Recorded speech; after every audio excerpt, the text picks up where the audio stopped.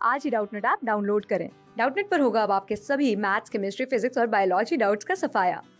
बस अपने क्वेश्चन की फोटो खींचो, उसे क्रॉप करो और तुरंत वीडियो सोल्यूशन पाओ। Download now. Hello friend, we have a question. In this question, a cart is sliding on a smooth incline. An observer O1 is fixed at to cart and another observer fixed on the ground O2. ठीक है, observes a loose bolt that is released from ceiling at the instant of release. Cart has velocity v0. ठीक है, ये v0 से जा रहा है, उस समय ये लूज बोल्ट गिर रहा है. Seen by O2, mark the correct options.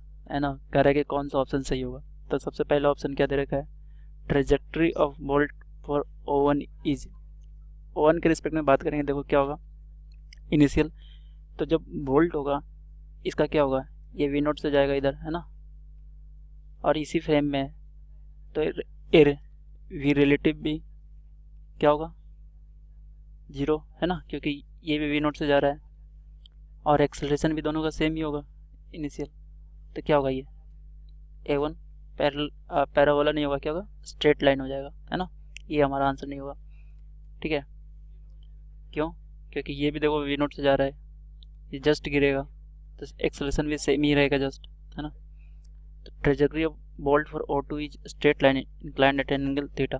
अब देखो O2 के रिस्पेक्ट में जब बात करेंगे तो वोल्ट का क्या होगा, देखो ये v0 से इस डायरेक्शन में जा रहा है और जी ग्रेविटी लगेगा इधर, है ना.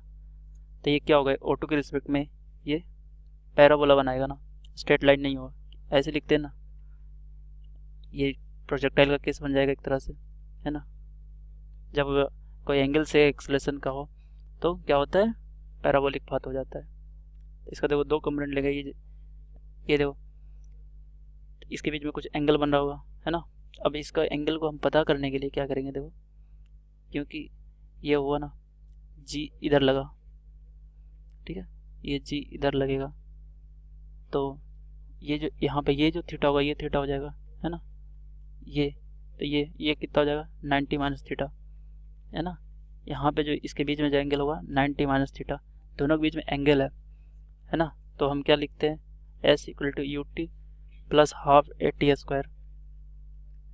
ये क्या आ जाता है, पैराबोलिक इक्वेशन आ जाएगा.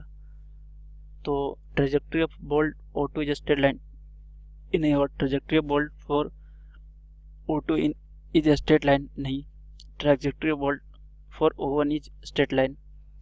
O1 के रिस्पेक्ट में क्या होगा, स्ट्रेट लाइन. क्यों, यहाँ पे जब भी गिरेगा इधर तो इस साइड में जो वेलोसिटी होगा सेम ही होगा, एक्सेलरेशन भी ए रिलेटिव सेम ही होगा.